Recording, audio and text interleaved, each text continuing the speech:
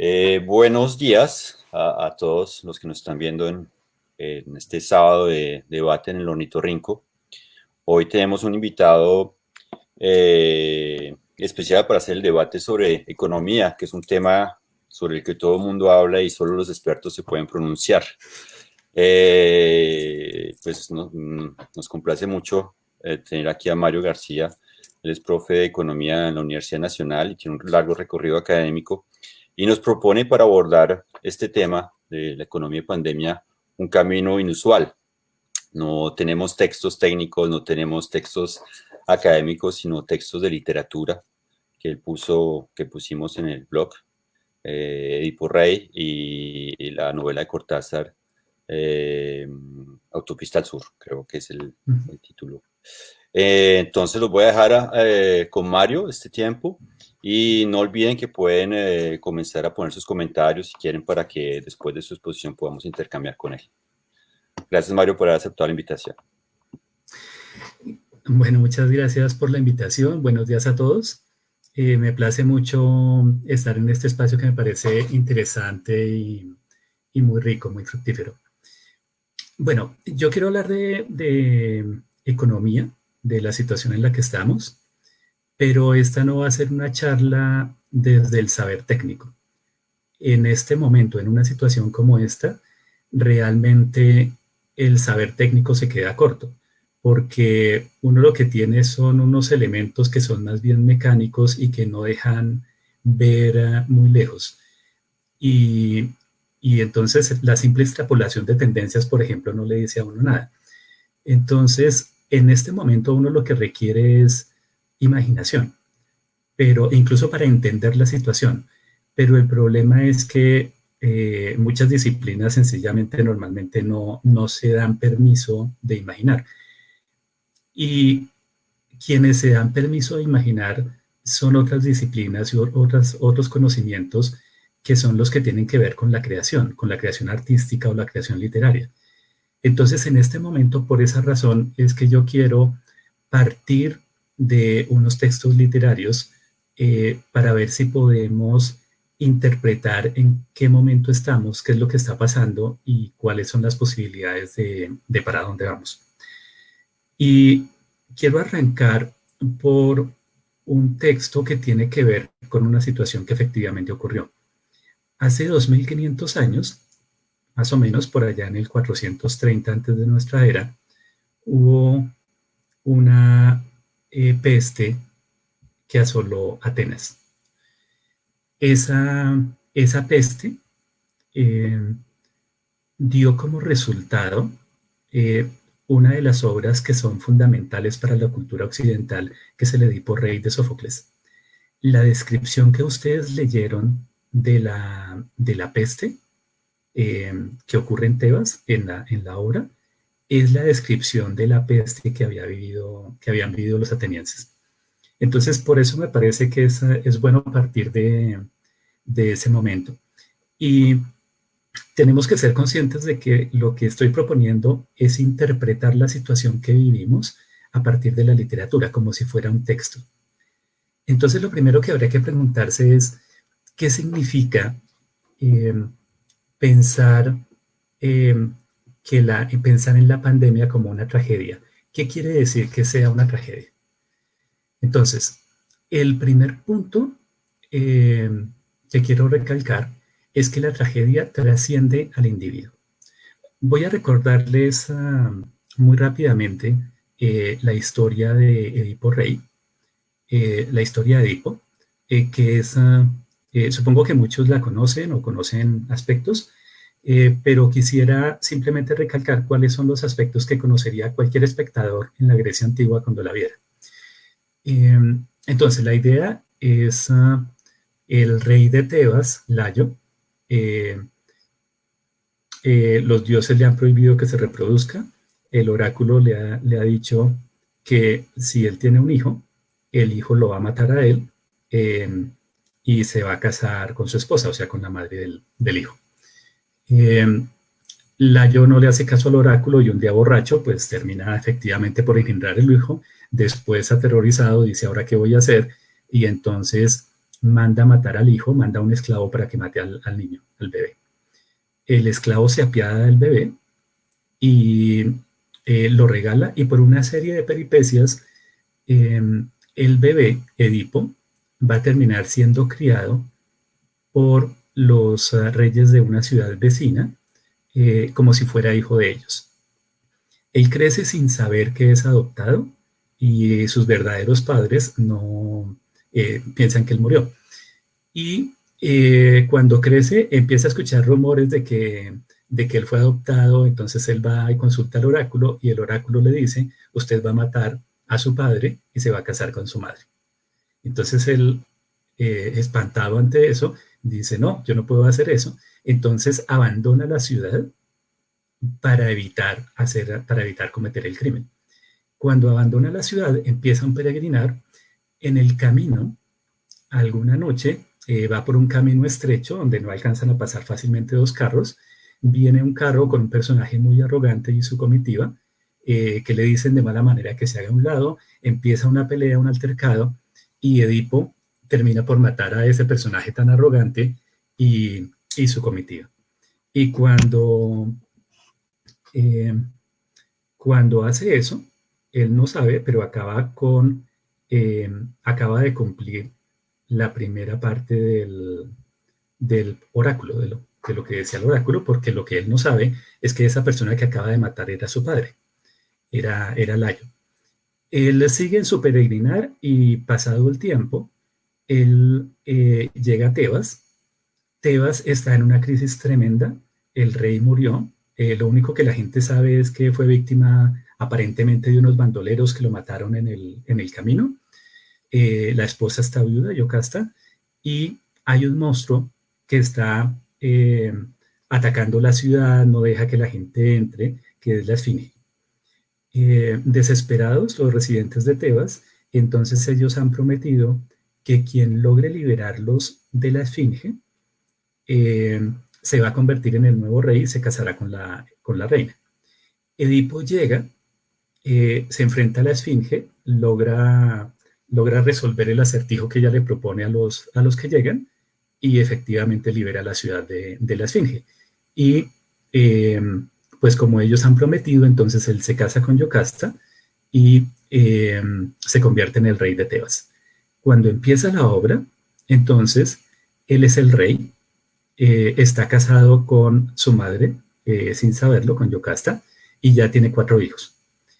Y ha empezado una peste, una epidemia que tiene desesperada toda la ciudad. La escena que ustedes leyeron, que es la primera escena de Edipo Rey, es cuando llegan los habitantes, los representantes de los habitantes de Tebas, a suplicar la ayuda del rey. Entonces, esa es la historia rápidamente. Es una tragedia y es muy importante entender que esto no es una novela moderna. Ahorita vamos a ver varios elementos. Entonces, el primer elemento que la distingue y que es fácil olvidar hoy en día es que cuando uno está viendo una tragedia, lo que importa no es el individuo. La tragedia es algo que trasciende al individuo. En el caso de Edipo, eso quiere decir que lo que importa no es cómo es él. Lo que uno no va a ver es cuál fue el error que cometió y las consecuencias del error y centrarse en eso, porque fíjense que el oráculo fue anterior a él. Si él mató a su padre, en realidad lo que él estaba haciendo era cumpliendo con el oráculo, porque todo había arrancado mucho antes. De hecho, la historia completa arranca con las cosas que hizo Layo y con las cosas que hizo el padre de Layo. O sea, todo el problema arrancó 2 generaciones atrás. Y en la obra no se cuenta todo lo demás. Edipo, por más que logre resolver algunas cosas, nunca va a entender todo el panorama, porque el panorama va mucho más allá. Entonces, si nosotros pensáramos en eso en la actualidad, hay un paralelo que se puede establecer que es bastante sencillo, y es que el problema actual no es un problema de la acción de un individuo. No se trata de si alguien hizo algo, sino que es mucho más grande porque es un problema sistémico. Lo que está mal es el sistema, no lo que haya hecho una persona en particular. Y fíjense que también quisiera recalcar ahí otro elemento, y es que Edipo es un buen tipo. Edipo es una buena persona. Es cierto que es mal geniado y es cierto que en algún momento cometió un crimen y mató a alguien en el camino, pero en general Edipo trata de ser justo y trata de ser un buen gobernante. Cuando se acercan los representantes del pueblo, él lo que dice es, yo no voy a mandar un emisario para que se reúna con ustedes, yo salgo y doy la cara y hablo con ustedes. Y cuando le dicen, mire, por favor, estamos en esta situación, él lo que dice es, sí, yo estoy al tanto y su sufrimiento es mi sufrimiento. Yo estoy pensando ya en cómo se puede actuar porque tengo que hacer algo. Y él efectivamente ya se ha puesto en marcha, ya ha mandado a Creonte para que consulte el oráculo, buscó al adivino que sabe cómo actuar en esta situación, está tratando de actuar. Y el último elemento que quiero resaltar del comportamiento del un buen estadista es que él actúa con lo que hoy en día llamaríamos transparencia. Y es que cuando llega Creonte con las noticias de qué dice el oráculo, Creonte llega y le dice, oiga, pero usted está reunido con esta gente, entonces si quiere, nosotros ahorita nos reunimos aparte y yo le cuento lo que dijo el oráculo. Y la respuesta de inmediato de Edipo es no. O sea, no vamos a ocultar, no hay ninguna razón para ocultar nada. Lo que se diga tiene que ser público. Entonces, por favor, cuéntenos qué era el oráculo y él se va a comprometer cuando sepa a buscar eh, a- hasta las últimas consecuencias y lo hará, cómo resolver la situación. Entonces, fíjense que él está tratando de actuar correctamente. El problema es que eso no es suficiente, porque el problema lo trasciende a él. Es un problema que va más allá de si hubo un buen o mal gobernante. Bueno, entonces, ese es un primer elemento. El segundo elemento eh, propio de la tragedia es una cosa que los griegos llamaban anagnórisis, que suele traducirse como reconocimiento, pero que puede ser mucho más claro si lo entendemos como darse cuenta. Cuando Edipo eh, busca qué fue lo que pasó, eh, básicamente el oráculo le dice, la peste se va a acabar cuando se haya identificado quién fue el asesino del ayo y lo hayan desterrado o hayan hecho algo al respecto. Entonces él empieza esa búsqueda. Esa búsqueda es probablemente la primera historia de detectives de la literatura occidental. Él va a buscar todas las pistas y a medida que va empezando a juntar todas las pistas, llega un momento en el que él se da cuenta, ¿sí? Esa es la anagnórisis, se da cuenta de que el asesino del ayo es él, de que él es el causante de la plaga. Entonces, en ese momento se da la anagnórisis que es muy típica en la tragedia. Y nuevamente la podemos pensar hoy en día. Si nosotros buscáramos hoy en día cuál fue la causa directa eh, de lo que está pasando, lo que probablemente encontraríamos es que el causante directo de lo que está pasando fuimos nosotros como sociedad. eh, que todos nosotros hemos puesto nuestro granito de arena para llegar allá, que los culpables fuimos nosotros, que incluso creyendo hacer lo correcto, estábamos poniendo ese granito de arena eh, en la vida cotidiana. Entonces, eh, ese elemento nos dice cuál fue la causa directa, pero hay un tercer elemento que nos dice cuál es la causa última, por qué razón se originó todo. Entonces, eh, si uno mira una tragedia griega, lo que uno va a encontrar es que generalmente las tragedias arrancaron por una especie de crimen. Estaría tentado de usar la palabra pecado si no fuera por todas las implicaciones del cristianismo que le dan una connotación distinta. Pero básicamente todo arranca eh, por una transgresión que se llama en griego ubris. Ubris se podría traducir como desmesura, pero es exactamente el creerse igual a los dioses. En algún momento, hace varias generaciones en la tragedia, alguien creyó que era igual a los dioses eh, y desafió ese orden natural. los dioses representaban en los griegos esas fuerzas que están por encima del individuo. Entonces, cuando alguien creía que no tenía límites, esa era la auris manifestándose. Nosotros conocemos la frase, conócete a ti mismo. Esa frase la conocemos por Sócrates, estamos familiarizados por eso, pero la frase es anterior a Sócrates. Y el sentido en que se formuló inicialmente, el sentido presocrático, sería ten claridad sobre tus limitaciones. Date cuenta de tus limitaciones. Eso sería el conócete a ti mismo. Y es, no crea que no hay límites. Y si nosotros pensamos en la situación actual, uno vería que claramente el hombre, la humanidad, ha estado en esa situación. Nosotros hemos estado invadiendo el planeta, creemos haber desentrañado los misterios y todos los secretos de la vida, creemos estar a punto de vencer a la muerte. No hay límites para nosotros como especie. Eso es lo que hemos creído. Eso claramente es hubris. Si uno entiende la idea de hubris, uno entiende un último elemento de la tragedia, que es el que suele enfatizarse en literatura, y es la inevitabilidad. Y es que, fíjense que Layo intentó que no se cumpliera el oráculo, tratando de matar a Edipo. Edipo trata de que no se cumpla el oráculo, yéndose de la ciudad. Pero el problema es que como el origen de todo era la hubris, ninguna de esas cosas está atacando el problema real y por lo tanto todas esas cosas en realidad empujan a que se cumpla lo que quieren evitar. En ese sentido es que es inevitable. Bueno, pero entonces podemos pasar a otro punto y es ¿qué hacer? ¿Qué hacer en esa situación? ¿Cuáles son las posibilidades? Hay una muy elemental, la que hace Edipo, que es que cuando se da cuenta de lo que había hecho, se saca los ojos y se destierra él mismo. Esa probablemente no es esa no está dando una oportunidad, una posibilidad de solución, ¿no? Existe otra posibilidad, que es la que parecen creer muchas personas hoy en día y los gobernantes, que es volver a la normalidad. Al menos hasta hace un mes, la mayoría de quienes hacían pronósticos en economía decían, ¿cuál es el efecto de la pandemia? El efecto va a ser que hay una caída muy fuerte, pero luego una recuperación muy rápida. O sea que esto va a tener una forma de V corta.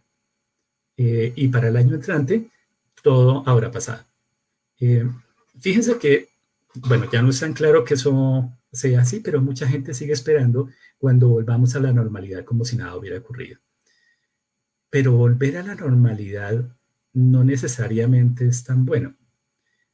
Lo interesante del cuento de Cortázar, La Autopista del Sur, es que está iluminando eso. Cuando termina el cuento, la sensación que da es la de que se volvió a la normalidad, pero se perdió algo. Porque en la crisis se había logrado ganar algo y en la crisis se había logrado tener una conexión con los otros, con las personas que estaban en los otros carros en el trancón, que se pierde al volver a la normalidad. Si volviéramos a la normalidad, si se cumpliera ese sueño de que volviéramos como si nada, sería terrible porque significaría que no aprendimos nada, que todo el encierro no sirvió para avanzar. Entonces, eso sería una pérdida. ¿Cómo podemos pensar entonces la posibilidad de acción? Y aquí hay otra. Hay una tercera. Pensemos, quiero rescatar el último punto y es, habremos perdido el tiempo y no hemos hecho nada si no pasamos por una cierta introspección.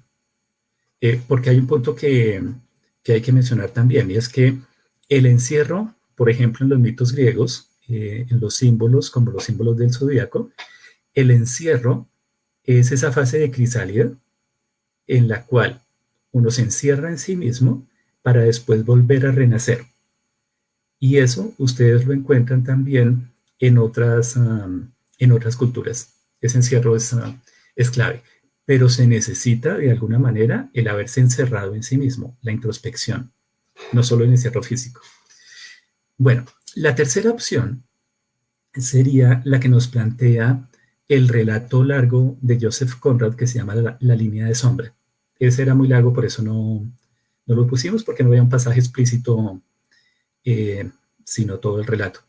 Eh, la línea de sombra tiene que ver con un joven que ya tiene bastante experiencia, ha sido el segundo al mando durante varios años, es muy bueno y recibe su primer trabajo como capitán.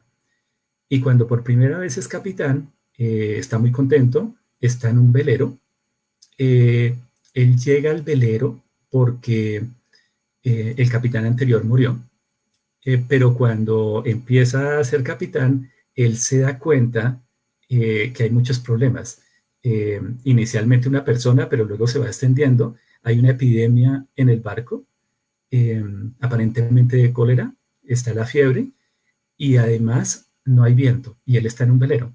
Eso quiere decir que ellos están en medio del mar, varados, confinados, sin poderse mover. Y además con la gente enferma y luego se va agravando porque descubren que las medicinas que creían tener no estaban, no estaban todas.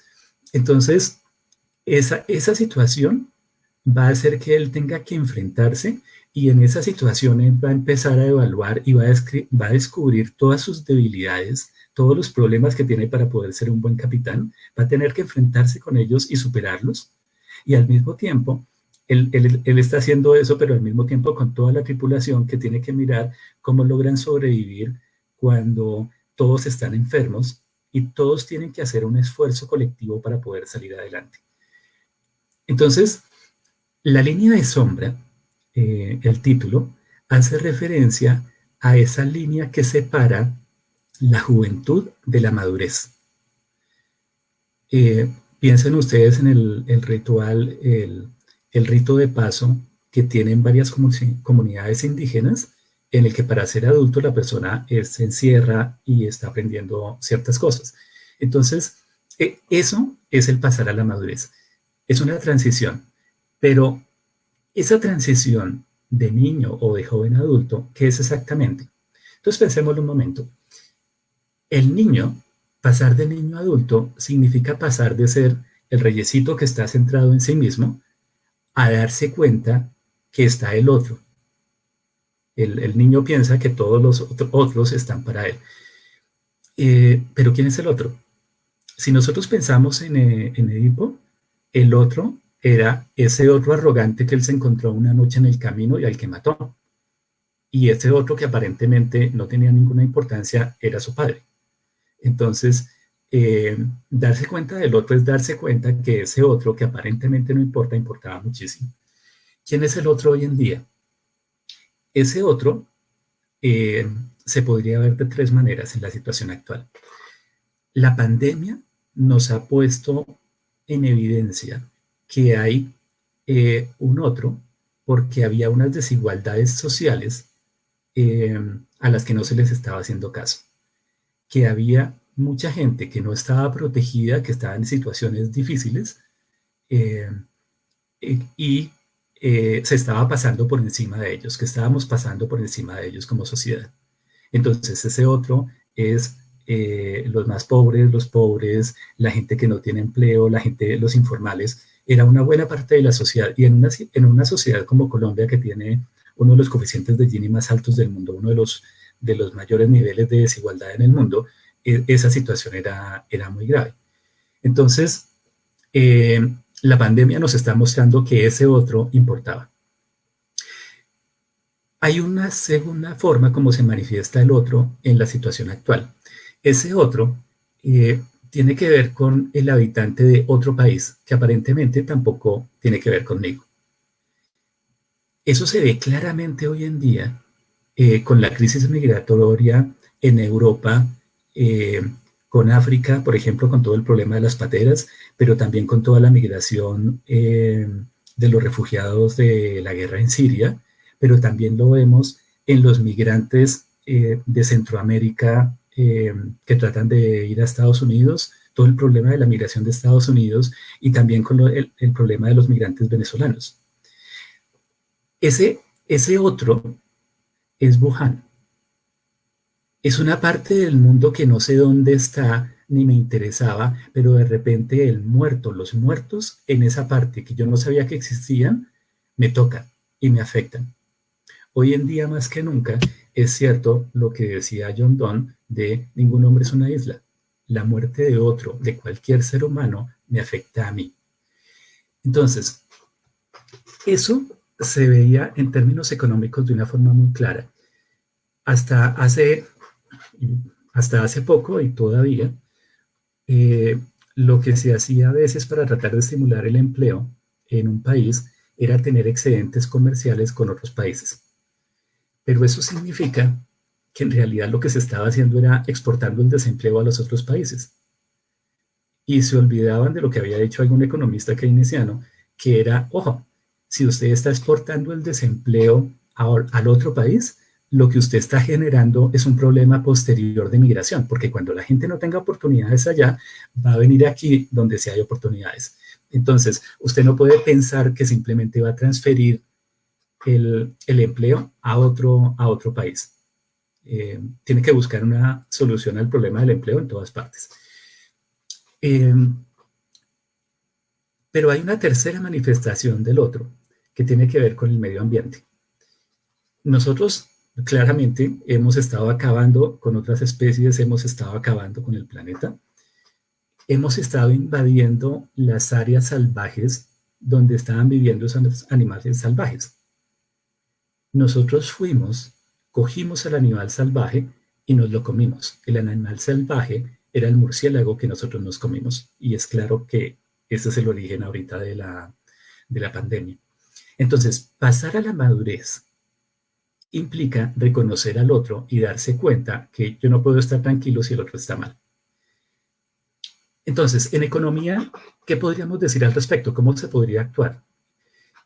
La economía tenemos que tener en cuenta que es una disciplina muy joven, tiene poco más de 2 siglos. ¿Qué hemos aprendido a lo largo de esos 2 siglos?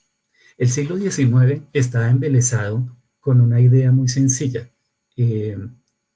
Adam Smith había mostrado cómo el mercado era capaz de solucionar ciertos problemas y la maravilla era cómo el mercado solucionaba las cosas y se creía durante el siglo XIX que el mercado era capaz de solucionarlo todo. Eso fracasó.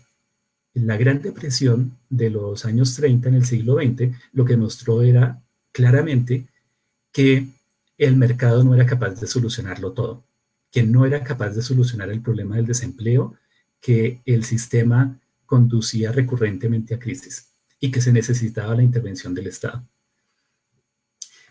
Entonces, se aprendió que el mercado solo no funcionaba.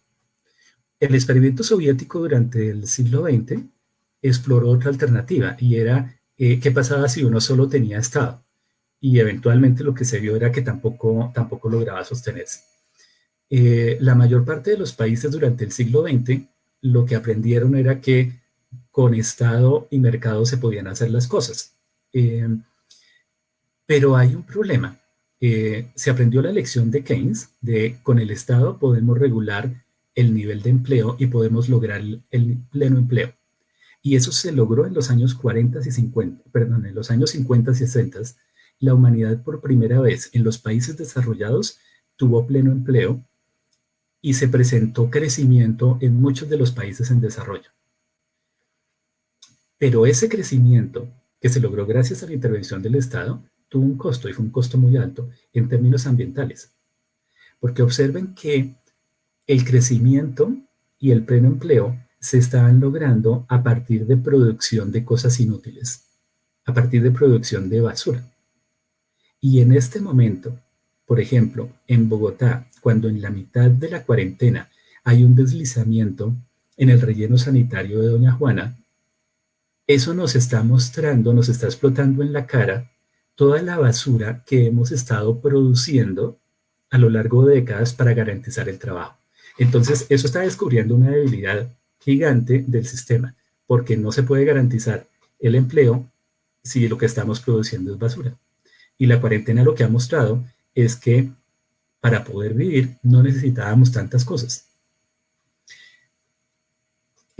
Hay un tercer elemento que ha aprendido la economía y que es un aporte de finales del siglo XX y comienzos del XXI, que es el de Elinor Ostrom.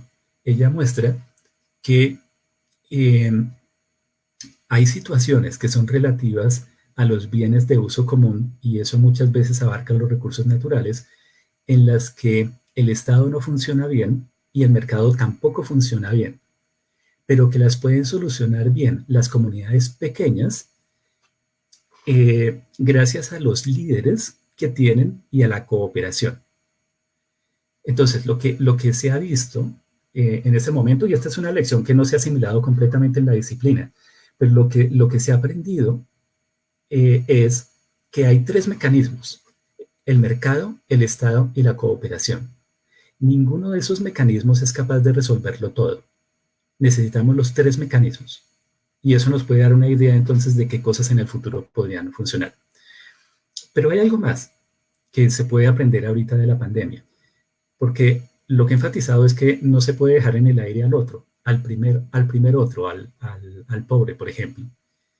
Y en este momento, muchas de las acciones en diferentes países están apuntando a tener un ingreso mínimo básico, que es una idea que estaba desde hacía rato. Apuntar hacia un ingreso mínimo básico es hacerle caso al criterio de John Rawls del Maximin, y es que cómo está de bien una sociedad. Una sociedad está tan bien como esté la persona que esté peor en esa sociedad. No importa el promedio, no importa cómo estén los que estén mejor, importa cómo estén los que estén peor. Y un ingreso mínimo básico está tratando de asegurarse de subir el nivel de quien esté peor. Claramente no es un ingreso universal, no es para todos porque hay algunos que no lo necesitan. El, pero se está avanzando en esa dirección, unos más tímidamente que otros, pero de alguna manera se está avanzando y probablemente quede. Pero eso plantea unos problemas. Hay unos problemas técnicos que tendrá que solucionar la economía, porque cuando se había analizado la idea del ingreso mínimo básico, lo que se había encontrado era que la forma de financiarlo sería mediante impuestos a las empresas. Pero eso choca con dos cosas. La primera es la sabiduría convencional de muchos economistas que dicen que no debería haber tantos impuestos a las empresas, sino más bien impuestos a los individuos, pero que no deberíamos tener impuestos al capital. Pero esto es lo que está diciendo, y lo aceptan muchas empresas grandes, que ya se dieran cuenta que lo que necesitan es que ellas están dispuestas a pagar impuestos para asegurarse de que la gente les pueda comprar. Eh, y esto lo han hecho varias empresas de software, ya tienen esto claro. Bueno, el, pero la otra forma como choca con la situación actual es que en este momento lo que se está tratando es de salvar las empresas, precisamente para que la gente tenga alguna opción o pueda trabajar en alguna cosa cuando acabe la pandemia. Entonces, ¿cómo les vamos a poner más impuestos? Pero esto nos puede estar dando precisamente la salida, porque en este momento se está tratando de ayudar a las empresas. Y lo que se puede hacer es precisamente que se ayude a las empresas, pero cuando pase la pandemia, se pide de vuelta el favor, eh, porque se las ayudó en el momento de crisis, pero ahora la forma de pagar ese favor a la sociedad es con mayores impuestos para ellas. Bueno, ahí tenemos eh, cómo se podría actuar en el caso de ese primer otro. ¿Cómo actuar en el caso del segundo? Los otros países, la gente que está en los otros países. Esto implica atacar de frente el problema del desarrollo y darle mucha más importancia de la que se le ha dado hasta ahora. Esto implica ayudar a países pobres. Y aquí también hay mucha confusión, especialmente por fuera de los expertos. Se escuchan ahora voces que dicen es que se debería perdonar la deuda de los países más pobres. Si se hiciera eso, se podría solucionar el problema, o bueno, o se ayuda. Lo que la mayor parte de la gente no sabe es que eso se ha hecho en el pasado y se hace periódicamente. Un ejemplo, cuando hubo el terremoto en Haití, hace un tiempo, el Fondo Monetario Internacional lideró un movimiento para eliminar la deuda externa de Haití. Y el mismo fondo varias veces ha ha liderado la eliminación de la deuda externa para los países más pobres. Entonces, eso se ha hecho, ¿sí? No quiere decir que nunca se haya pensado ni se haya hecho. Se puede hacer, se ha hecho y se hará, pero es insuficiente. Tenemos que pensar, y ese es el reto técnico, en cómo tener mecanismos de transferencias más fuertes y cómo tener un orden mundial más fuerte. Antes yo les señalaba el problema de tener empleo gracias a excedentes comerciales, y eso, por ejemplo, se podría entender mejor si uno mirara la propuesta de Keynes en Bretton Woods, el evento del que salió el sistema internacional actual, porque lo que Keynes decía era los países que tengan superávits comerciales deberían estar financiando a los países que no los tienen.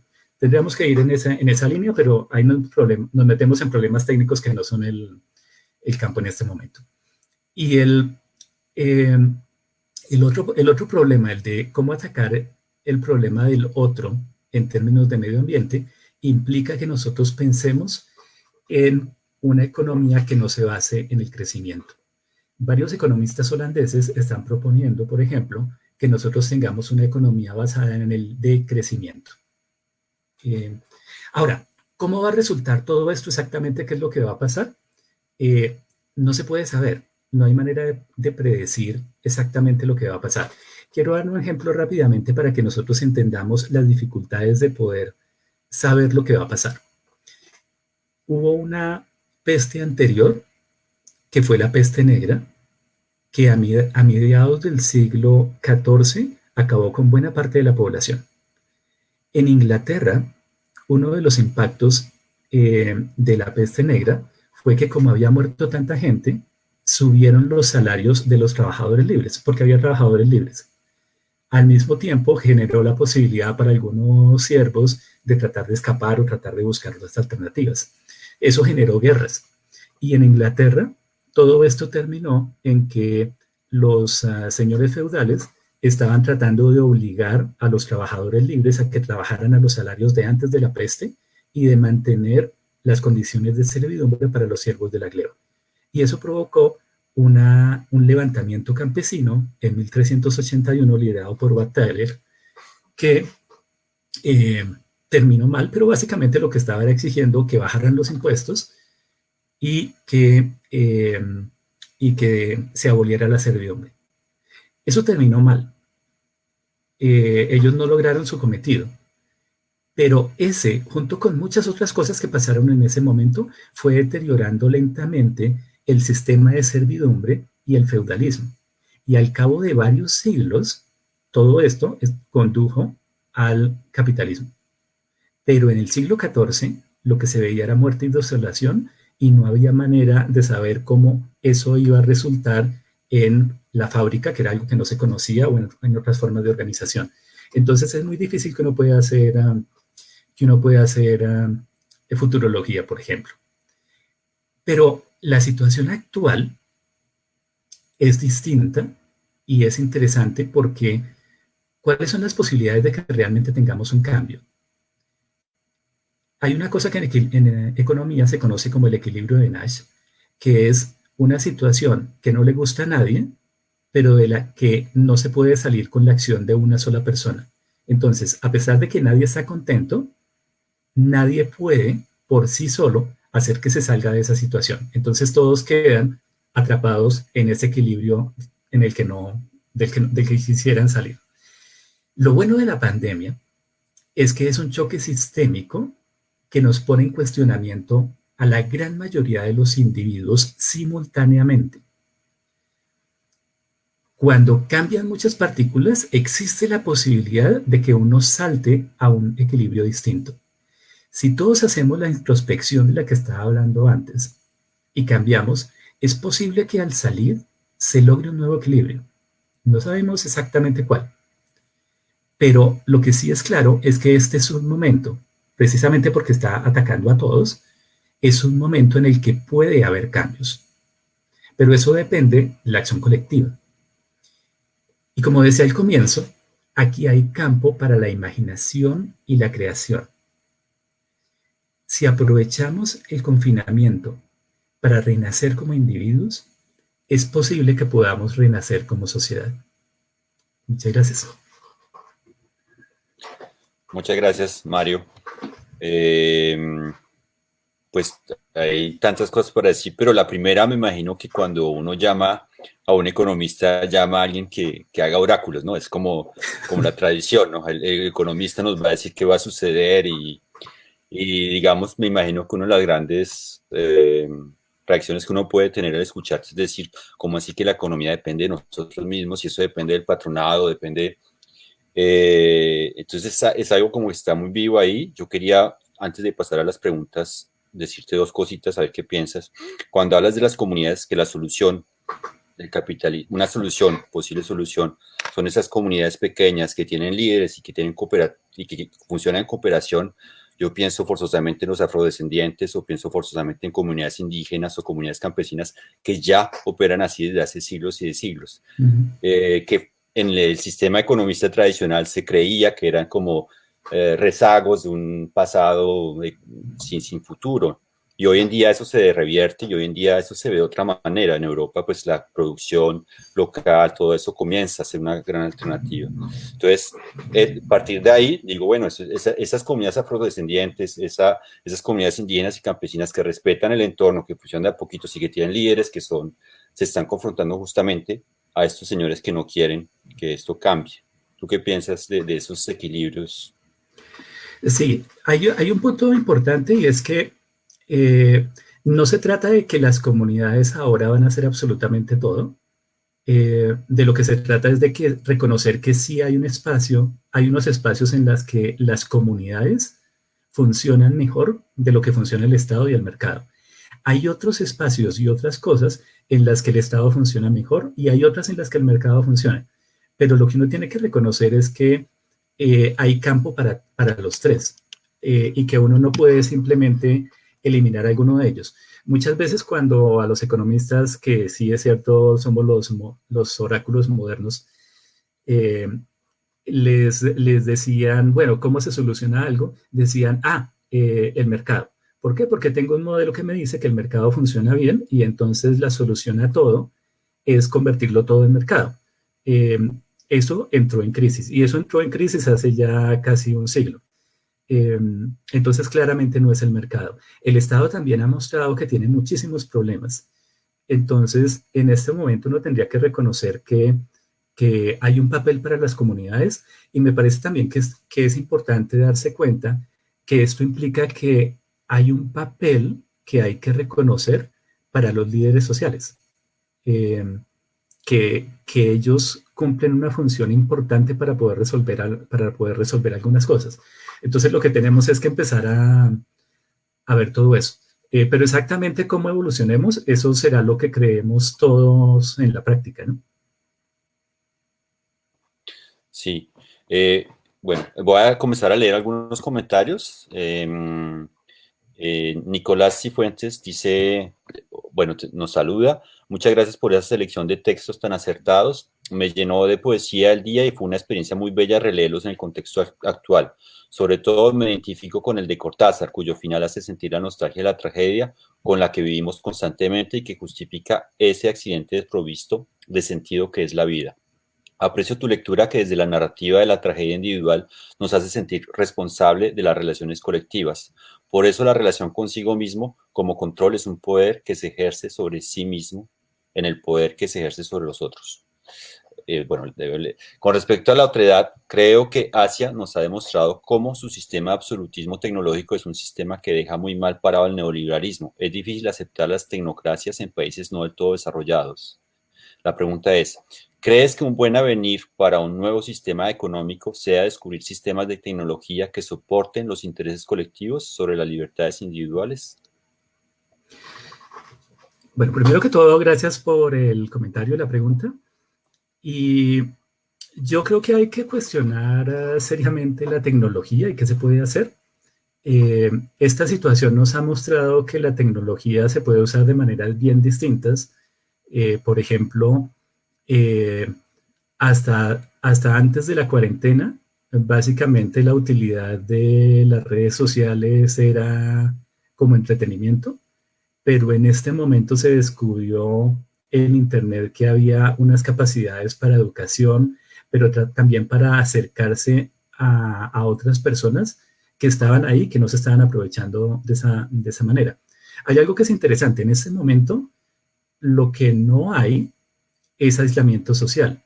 Yo creo que en algunos sentidos lo que se logró fue evitar el aislamiento social. Lo que hubo fue aislamiento físico, pero hay muchas personas, familias, por ejemplo, que se pueden conectar mejor gracias a unas tecnologías que antes se utilizaban para otras cosas. Pero creo que sí es claro que la salvación no está solo en la tecnología y que uno tendría que mirar con cuidado qué se puede hacer. ¿Cómo se utiliza la tecnología en otras sociedades? Si uno mira qué funcionó, por ejemplo, para controlar la epidemia en Corea o en Taiwán, son medidas que sencillamente no serían implementables en Colombia, por ejemplo. Poder seguir el rastro a cada persona, poder seguir los movimientos y controlar exactamente con quién está, son cosas a las que probablemente que serían mucho más difíciles de implementar. No por una cuestión de viabilidad técnica, sino de si la gente lo acepta o más bien busca la forma de evadir eso. Entonces, el problema con la tecnología simplemente es, entre todos tenemos que encontrar cómo usar la tecnología y de qué manera nos puede servir para avanzar como sociedad. Gracias, Mario. Hay otras preguntas, voy a leerlas en el orden.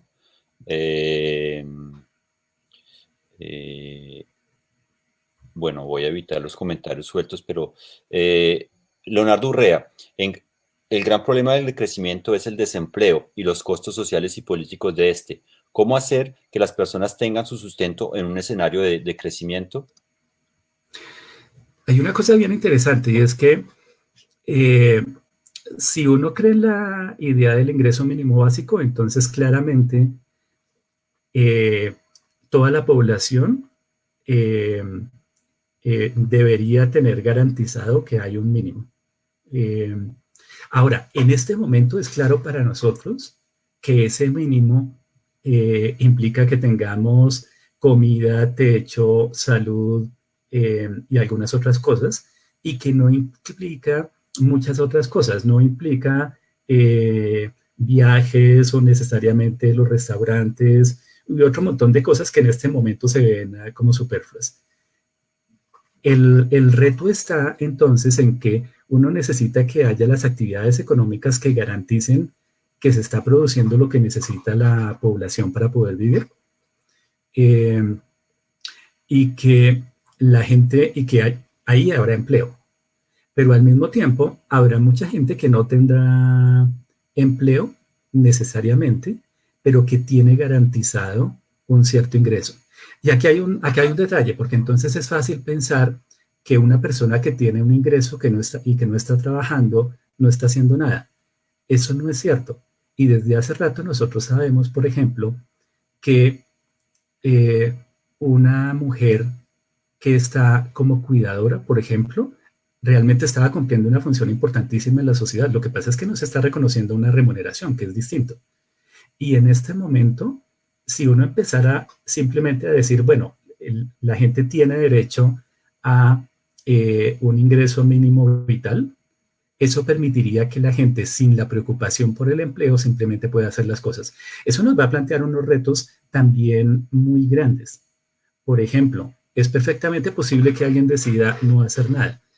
Y el reto como sociedad es, ok, podemos hacer que la gente trate de hacer cosas útiles. Ahí hay unos cuestionamientos bien grandes a cómo podemos avanzar. Pero fíjense que en este momento nosotros ya tenemos una gran parte de la sociedad que sencillamente no tiene empleo, no tiene nada que hacer y tampoco tiene unos ingresos para poder sobrevivir.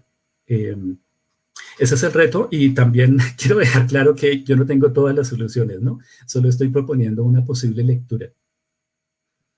Sí, creo que esto está claro, Mario. Por eso estás acá. Juan Amaya dice, en términos de lo comunitario en Colombia, la relación Estado-comunidades está muy deteriorada. Vaya uno a ver el asesinato de líderes sociales y la importancia que él le da al gobierno para esto. Es más bien un comentario, ¿no? Que una pregunta. Sí, pero ahí yo quisiera resaltar una cosa, porque eh, nosotros siempre tendemos a ver la parte que no funciona y todos los problemas. Y está bien, porque hay que actuar, pero también tenemos que darnos cuenta de las cosas que funcionan. En este momento, nosotros llevamos, bueno, mentiras, no sé si se rompió la tregua, pero nosotros estuvimos un mes en una tregua con el ELN y durante ese mes, según la información de CERAC, que ha estado haciendo seguimiento a eso, no ha habido, no se ha reportado ninguna acción militar hostil del ELN al gobierno, ni del gobierno al ELN. Eso quiere decir que con una de las guerrillas que había sido un problema todo el tiempo, se logró mantener esa tregua durante un mes. Vencía en estos días, vencía hace 2 días y no sé lo que ha pasado en este momento, pero también existen esas posibilidades. Eh, y la situación en una zona como la del Cauca es importante y hay que mirar cómo se actúa, completamente de acuerdo. Pero creo que también hay que ver que hay posibilidades de acción ahí y hay algunas que han funcionado. Sí, también pienso en lo que decías de los señores feudales que se aferran al poder y que no se dan cuenta que lo que están es deteriorando las condiciones, ¿no? En Bélgica, donde estoy, se ha aprovechado para tomar medidas como poner la 5G, bueno, es como un espacio vacío que se aprovecha, ¿no? Pero bueno, va a seguir la siguiente pregunta. En el plano medioambiental y en una perspectiva de mediano plazo, ¿es posible desligar el crecimiento económico de las emisiones de gases de efecto invernadero o solo sería posible bajo un escenario de crecimiento? La pregunta es de Jan Andrade Portela. Gracias. Yo creo que realmente eso implica no tener crecimiento económico o tener menos crecimiento económico. Eh, pero pues habría que mirar. Se han explorado muchas vías, pero no parecen haber muchas alternativas. También aclaro que no soy experto en el tema ambiental. Eh, entonces, existen algunas cosas interesantes que he conocido en cosas en energía, eh, pero no conozco todos los desarrollos. Hay una pregunta que me salté de Leonardo Urrea. ¿Tendremos que hacer frentes para proteger las libertades individuales dado los estados gigantes que se están cultivando con la excusa de la pandemia? Es como una llamada más Este bien. es, sí, yo no estoy seguro porque fíjense que por un lado, eh, los países que ya tenían unas tendencias a controlar han logrado tener mucho más control. Eh, Al mismo tiempo tenemos que ser muy cuidadosos porque lo que está pasando en Estados Unidos es terrible y es que con la excusa de defender las libertades individuales, lo que se está es acabando con cualquier posibilidad de cuarentena y probablemente estimulando la mortalidad. Eso es una cosa espantosa. Yo creo que hay algo que es importante para todos, por eso yo enfatizaba la idea de la importancia de la imaginación. Y es que tenemos que ser creativos y tenemos que mirar qué cosas nuevas podemos hacer. Para eso es que sirve la etapa de introspección. Porque la primera reacción de una persona en una situación de emergencia, la reacción natural como animales que somos, es o quedarse paralizado o atacar, ¿sí? Eh, o seguir exactamente haciendo las cosas que no requieren usar mucho la corteza prefrontal, es simplemente seguir con los mismos hábitos, seguir haciendo lo que siempre se había hecho.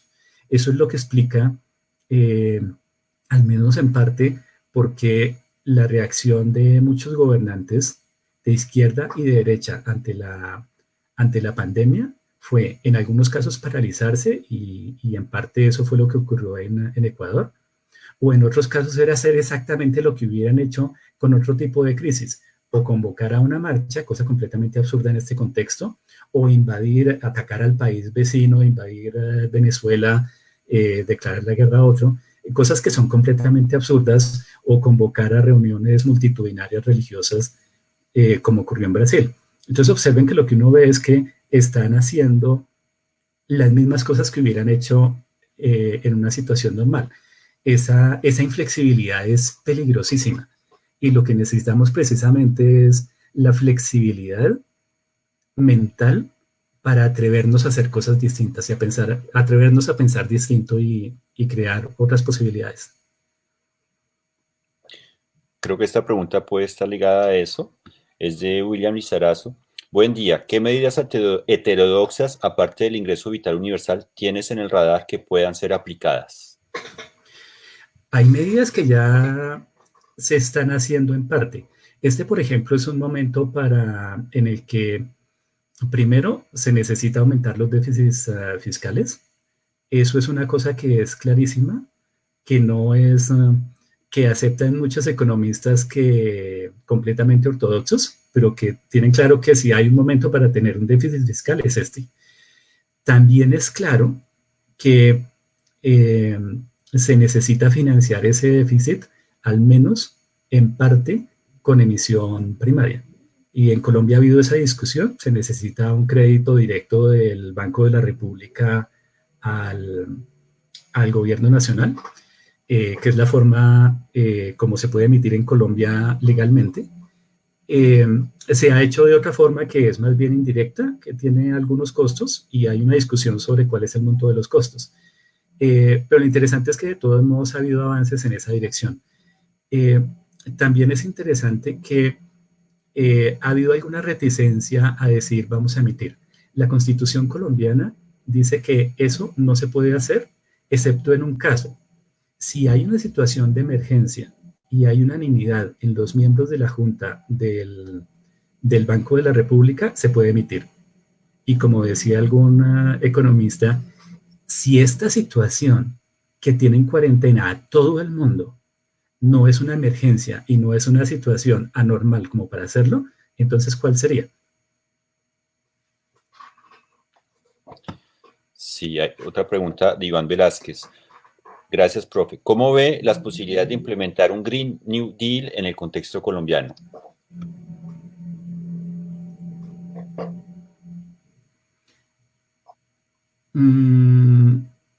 Bueno, ahí no estoy seguro exactamente lo que significaría. Si nos vamos simplemente por la idea de que puede haber un nuevo esquema, sí. Si es un New Deal en el sentido económico, que implicó el New Deal, básicamente implicó el salvamento de mucha gente en la Gran Depresión, muchas obras públicas, y, y la creación de un montón de la creación de un montón de fábricas. Por ejemplo, a lo largo del Mississippi se crearon unas centrales eléctricas, y en otras partes. Entonces, todas esas obras públicas efectivamente ayudaron a salir. ¿Y se podría hacer eso verde? Sí. Habría también que tomar en cuenta que el periodo del New Deal fue un periodo de aumento del poder del Estado federal sobre los estados en Estados Unidos. Eh, Eso se dio, por ejemplo, en el auge del FBI, con respecto a las labores de la policía de cada estado. Y eso se hizo creando unos ciertos mitos. Entonces, ojo, que eso que implicó en ese momento más Estado, y que en ese momento hace falta, también implicó algo que se vería como menos libertades. Y aquí yo creo que uno necesita más Estado, y al mismo tiempo necesita que las comunidades puedan participar más en la toma de decisiones. Y habría que tener cuidado con ese elemento. Sí, bueno, me imagino que van a haber muchas más preguntas que van a llegar, pero vamos a responder dos.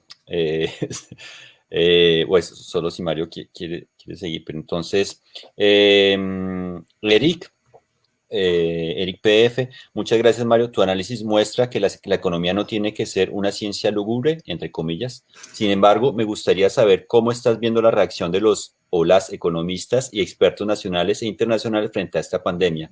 ¿Crees que economistas en posiciones de poder de toma de decisiones están tratando de tener un análisis más amplio o se están quedando en esa idea de volver a la normalidad después de la crisis? Yo creo que la realidad nos está confrontando a todos y nos está obligando a pensar en otras cosas. Uno puede rehusarse, pero finalmente la realidad lo obliga. Y yo creo que eso ha pasado. Hay muchos economistas que como decía, muchos economistas ortodoxos que en este momento defienden posiciones que no lo eran. En ese sentido soy optimista porque pues eh, lo que yo creo, y eso es importante entenderlo, yo creo que realmente en este momento la gran mayoría de los economistas está tratando de hacer un esfuerzo sincero por entender la situación. Lo están haciendo con los instrumentos que tienen a mano. Lamentablemente, y esa es posiblemente la debilidad, y a lo que me refería desde el comienzo, la formación de un economista es la formación de un técnico. Y Keynes decía, un economista es en parte filósofo, en parte ingeniero, en parte técnico, pero tiene que crear, la frase es mucho más elaborada que eso, pero un economista tiene que tener sensibilidad para los problemas al mismo tiempo que la sangre fría para mirar exactamente cuáles son los pros y los contras de cada cosa. Y nosotros con la formación técnica pues hemos olvidado a veces esos otros elementos humanistas que estaban en el origen de la disciplina. Smith consideraba que la economía era una ciencia moral y Keynes pensaba que la economía era una especie de sección aplicada de las ciencias morales. Y creo que esto lo que está mostrando es la importancia de volver a ver la economía en esos términos. Y yo metería la pata y diría que Marx diría que es una ciencia social. Pero por eso no seguí. Bueno, una pregunta de Cheri Valentina Ballesteros. El crecimiento es una variable importante para los economistas, por no decir que es la variable objetivo. Si a la hora de tener en cuenta al otro, en términos de medio ambiente, tiene que abandonarse el enfoque en el crecimiento, ¿esto implicaría una reinvención de la ciencia económica? ¿Qué avances hay actualmente en esta vía? Yo creo que ha habido avances, pero no estoy al corriente de todas las cosas que se hayan hecho, porque no está en mi área. Una de las cosas interesantes era ver cómo era que se manejaban bienes comunes en muchas zonas. El trabajo de Elinor Ostrom es importante ahí. En términos de modelos de crecimiento, hay un elemento y es que los modelos de crecimiento con los que se solía trabajar en economía y con los que muchos todavía trabajan, son modelos de crecimiento que suponen que una economía puede crecer indefinidamente. Pero pues obviamente hace rato que hay gente que trabaja en economía ambiental o en economía ecológica que han mostrado que eso no es, y esta gente también ha venido trabajando en eso. Creo que ellos tienen bastantes trabajos aplicados que yo no domino, pero que también pueden mostrar líneas y posibilidades. Ok. Mario, todavía hay 4 preguntas y creo que vamos a tener más. No sé, ¿qué piensas? ¿Seguimos? ¿Hacemos una conclusión? No sé. No quiero que después el cansancio me lleve a desvariar. Y a ponerte en función de oráculo. Sí, podríamos mirar de repente como cuál es en general las preguntas y ver si podemos decir algo. Lo que propongo tal vez es leerlas, voy a leerlas todas las que están acá y entonces con eso hacemos una. Entonces, Jan Andrade Portela, transcribo la pregunta de un amigo. Con la crisis nacen muchas preguntas y otras toman una mayor relevancia. Sin embargo, en lo respectivo a la sociedad, ¿cuál considera una pregunta relevante para pensarnos como individuos que puede surgir con la crisis? Esa es una pregunta. Otra, de Alejandra Patiño Benavides. ¿Qué opina de que el Estado pague la nómina de ciertas empresas pertenecientes al sector económico que no puede adaptarse a la virtualidad? Por ejemplo, bares, restaurantes, cafés, peluquerías, dado la ineficiencia del alcance de los créditos a las pequeñas y medianas empresas. Otra pregunta de Jomax Sabotos. Tengo la sensación que los territorios donde la densidad poblacional es muy baja debería crearse la nueva base social sustentable que tenga un efecto dominó para la nueva sociedad que queremos en estos asentamientos urbanos donde se concentra el poder. Camilo Dueñas, a propósito de ayer, Día Mundial del Trabajo, desde una posición keynesiana y poskeynesiana, ¿qué nos está enseñando la crisis acerca de los trabajadores? Andrés Villota, bueno, hay cada vez más preguntas que llegan. ¿Podemos transitar hacia un modelo de regulación del mercado de capitales colombiano? Teniendo en cuenta que la hiperregulación de los mismos en este momento se ha convertido en un obstáculo para el acceso a la financiación de las empresas. Bueno, van en distintos sentidos, Mario. No sé bueno, voy a leer las dos que quedan, la de Nicolás y la de María Fernanda. Nicolás Oliveros. Hola, tengo entendido que hay medidas extraoficiales que se pueden tomar tales como una inyección de liquidez, algo como se hizo en los bancos españoles en la crisis del 2002. Esa misma inyección puede ocurrir, me imagino, esa misma inyección puede ocurrir para cubrir subsidios, ayudas humanitarias, etcétera. Y la última pregunta de María Fernanda Murcia Sandoval. Mario, del comentario que realizaste respecto al texto, la línea de sombra, este proceso de transición nos mostraría que esta pandemia llevaría a un proceso de madurez social pensada en el bienestar y en sociedades menos consumistas. Bueno, hay varias preguntas que son técnicas y pues este no sería el espacio para poder resolverlas. Hay algunas, por ejemplo, pensar en que se va a pagar la nómina, yo creo que tiene sentido, pero muy probablemente entre en choque. Primero que todo hay que tener claro que buena parte de la población sencillamente no son trabajadores, con contrato. Entonces uno necesita ayudar a la gente que no tiene un contrato, trabajadores informales, y no dejar suelta a la gente que tenía un trabajo y que estaba haciendo las cosas formalmente. Entonces hay que actuar en los dos frentes y no es fácil. Esto es una cosa que hay que entender. Cualquier regla que se implemente para poder hacer esas cosas cuesta y va a cometer errores. Por ejemplo, a la hora uno puede pensar que, listo, si uno tratara de subsidiar a una gente que lo necesita, uno dice, pero es posible que a una misma familia le lleguen subsidios por varios lados. A alguien de la familia está trabajando, otros no, pero entonces llegaría por varios lados y en realidad uno debería como eliminar uno de los dos subsidios. Eso en la práctica puede ser muy complicado de solucionar y requiere un montón de cosas técnicas. Y creo que en todo este proceso se van a cometer errores.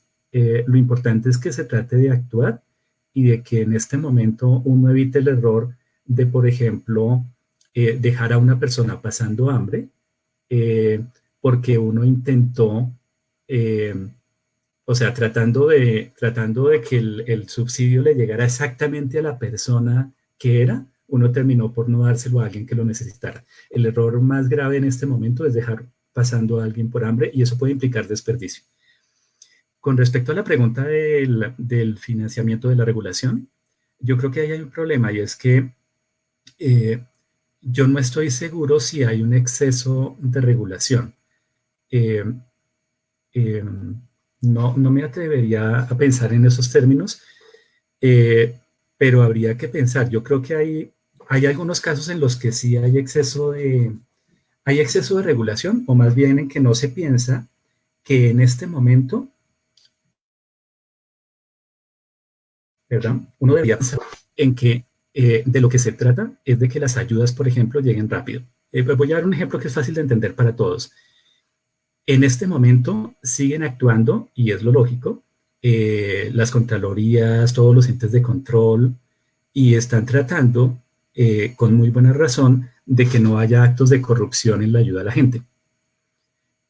Pero si para poder entregar un mercado se necesita llenar un montón de formatos que hacen que mientras que se hace todo el papeleo, finalmente no llegue el mercado a la persona o cuando llegue ya esté dañado, entonces algo está mal.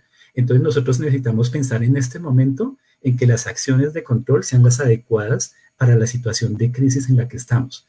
Y algunas pueden ser simplemente de control posterior y verificar si efectivamente hubo enriquecimiento a costa de estas cosas con más calma. pero no interrumpir los procesos que son urgentes.